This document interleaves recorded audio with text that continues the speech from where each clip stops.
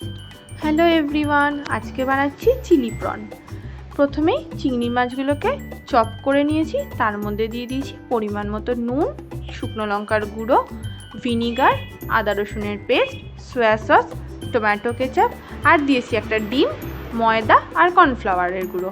এবার এই সবটা দিয়ে ভালো করে হাতের সাহায্যে মিশ্রণটাকে মেখে নিয়ে সর্ষের তেলের মধ্যে ছোট ছোট বড়ার শেপ করে ভেজে তুলে রেখে দিয়েছি।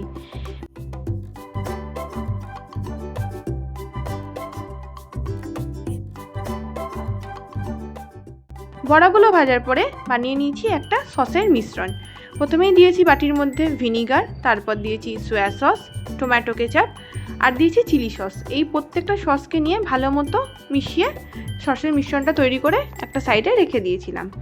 তারপর কড়াইতে যে তেল ছিল তার মধ্যেই দিয়ে দিয়েছি পেঁয়াজ আর ক্যাপসিকাম কুচি। পেঁয়াজ আর ক্যাপসিকামটা দেওয়ার পরে তেলের মধ্যে দিয়ে দিয়েছি পরিমাণ মতো কাঁচা লঙ্কা কুচি ঝালের জন্য। এবার ওর মধ্যে দিয়েছি পরিমাণ মতো নুন দেওয়ার সময় একটা জিনিস অবশ্যই মাথায় রাখতে হবে, সয়া সসে কিন্তু নুন থাকে, তো সেই বুঝেই নুনের পরিমাণটা দিতে হবে যাতে নুনটা বেশি না হয়ে যায়।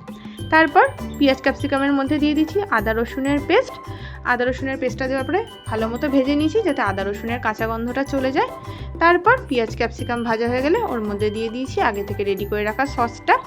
দেওয়ার পর কিছুক্ষণ নাড়িয়ে চাড়িয়ে নিয়ে তার মধ্যে দিয়ে দিয়েছি পরিমাণ মতো চিনি টেস্টটাকে ব্যালেন্স করার জন্য।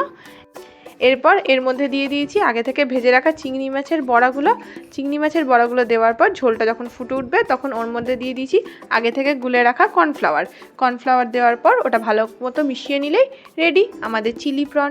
যদি তোমাদের ভিডিওটা ভালো লেগে থাকে তাহলে ভিডিওটা লাইক করে দিয়ে চ্যানেলটা সাবস্ক্রাইব করে দিও। Thank you.